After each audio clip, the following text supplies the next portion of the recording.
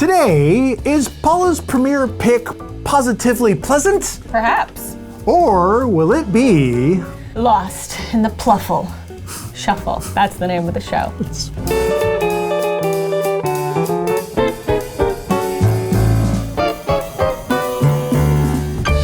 Hey everyone, I'm Chaz. I'm Paula. And thank you for joining us for another episode of Lost in the Shuffle. One thing that I think is always nice to do is to ask the co-host that I am working with, what is the board game or games that really made you go, wow, and introduced you into the board gaming hobby and hooked you in?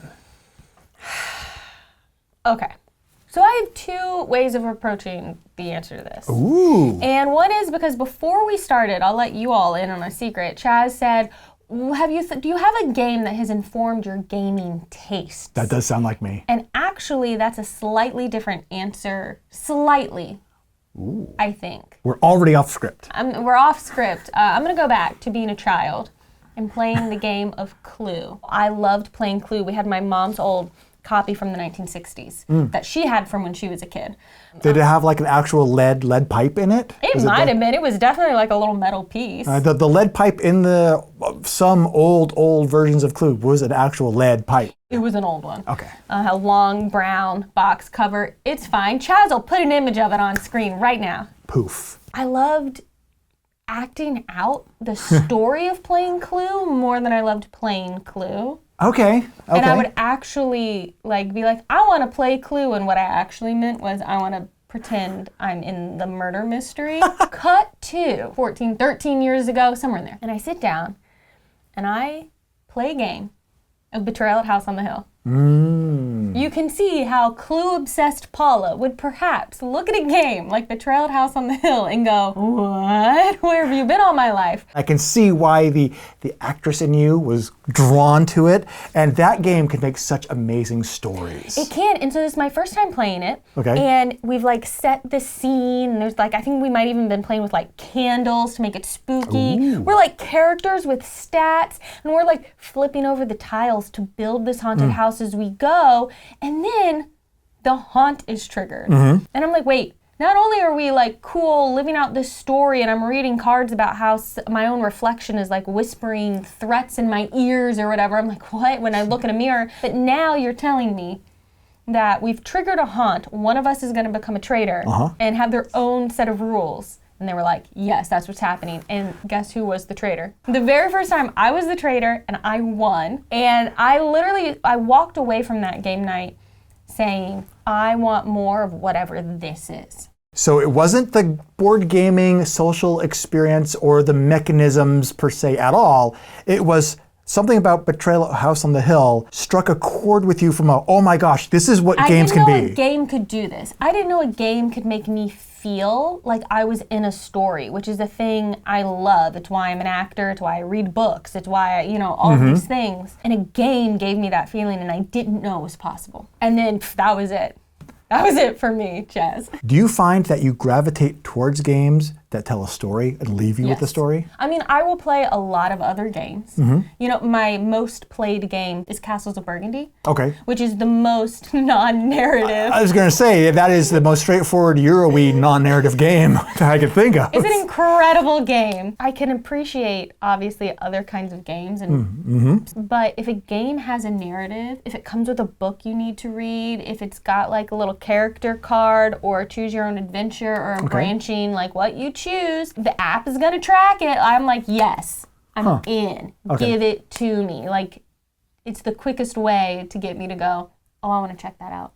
This episode is made possible in part by Real Triple Threat, the current Kickstarter for the games Twinkle Twinkle, Merchants of Andromeda, and Waddle, all from Allplay. These new games explore the wonderful, mysterious, and sometimes wacky universe that we call home. Backers who go all in on all three games will get their expansions and upgrades included for free as well. Here's what it's all about. In Twinkle Twinkle, 1 to 4 stargazers explore the night sky with wonder, recording everything that they see in unique star charts using transparent tiles, connecting magnificent constellations, and manipulating the turn order in order to make really big scores. Meanwhile, in Andromeda, cash is king. Here, 3 to 5 players compete in galactic mini-games to win big. They play politics, participate in tense Dutch auctions, and duke it out in ship combat. But let's not forget that over in Waddle, the newest title in All Play's 1 minute to teach line, 2 to 5 penguin crews try to control the most fish while forming large groups. Players will need to determine how to strategically use their turns to set themselves up for future turns as well. Follow the link in this video's description to find and back all 3 of these games together in one magnificent Kickstarter. Back all 3 of them and get their upgrades and expansions for free. But hurry, because the campaign is ending on February 13th.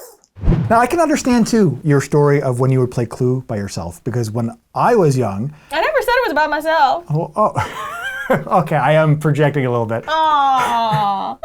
I'm sorry you were by yourself so much as a kid. I spent a lot of my youth playing Risk by myself. And what I would do is I would set up like all 6 armies and I would develop a personality for each one of the different players and they'd have their own agenda. When you did that, did you find yourself rooting for one specific team? Because you're playing all of them, so you're going to win no matter what, right? But then when you're like, but I really... deep in my heart, am hoping that this is the it's inevitable. faction that's going to win. Yes, that would happen. And I think that's inevitable in that situation. You know, with Clue, what level of additional story did you apply to the game and the characters? I think looking back on it, unknowingly, what I was actually doing was acting out the movie. Oh. Because I think I had a babysitter once who was like, we'll play Clue, but we'll play Clue, which is what turned me on to this idea of like acting it out. And so she like had us do like, and then you eat monkey brains. Oh no, that's from like Indiana Jones, or is that from Clue? I don't know. Mrs. Peacock told us that she was eating one of her favorite recipes. And monkey's brains. I would, like talk in voices and act things out. My sister always wanted to be Miss Scarlet because she goes first. Did you know? I did not know that. And at least in the original version, whoever plays Miss Scarlet is always the first player. Oh, really? And my sister always won. If she's watching this right now, I know what you did. Oh, wow. She had better strategy than me. That could be part of it too, definitely. If you were like me, you were going around and every time you have a hand of cards, so you know what, the location, the murder weapon, the murderer that you see in your cards is not those the things. Answer. Right. That's cleared. Then you go to another player and you're like, I posit that it was Professor Plum in the ballroom with the rope. And if someone has one of those cards in their hand, they choose one and they have to show it to you. And if not, you go to the next person. And in theory, if it makes it all the way back around to you and no one can show you anything, you figured it out. She would name 2 things that were in her hand and 1 thing that wasn't, knowing that if no one could show her anything, no one had that 1 card. And she would narrow down that way. A brilliant move. She deserved the win. Don't say that. So like Clue and Betrayal at House on the Hill were kind of my 2 different entry points into the hobby. And I guess it makes sense. They're not, thematically, they're not particularly different from each other. I can see the connection that you're making between them, definitely. But I don't really play either of them anymore. Well, maybe instead we'll be back with your game night pick. Yes. What game recommendation do you have for us today? Okay, so you got me thinking about narrative games. And I've just been playing one. I'm 2/3 of the way through it because it's got 3 missions. Ooh. It's narrative focused. Okay. My game night pick is War Story Occupied France from Osprey Games. Oh, hold on. Keep talking. Keep talking. Keep talking. It is designed by David Thompson and Dave Neal. It's a brilliant matchup. Oh my goodness. It's not even out of the shrink wrap yet. I'm so looking forward to this one. Now, so if you are looking for a game that has a choose your own adventure narrative story, this is it.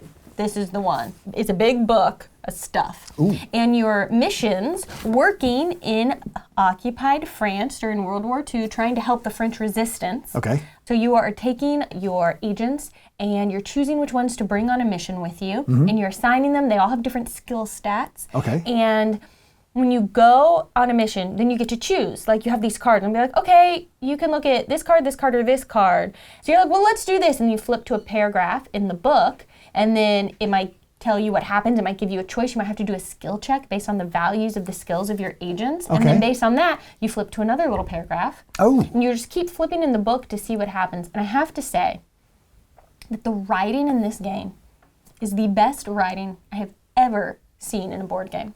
Really? It is legit. I have been emotional playing this. Really? The historical context of it is dark. So it's definitely story-driven, and it sounds like it has a real choose-your-own-adventure flair to it. Yes. But there still is a game in there to play. Absolutely. Absolutely. You're making choices the whole time, and you're strategizing about, well, who should we bring? Here's our mission. So which agent should we bring? Do we think we need our sneaky agents? Do we need our agents who are really good at firearms? Do we think we need our agents who are like really observant? So if that sounds like your jam, it should be your game night pick. Oh, smooth. Thank you. Almost as smooth as this outro I'm about to begin, where I'm going to say, click a button with the subscribe and stuff with the... So smooth. Oh, so close. So smooth. Thanks for watching, and we hope to see you again soon.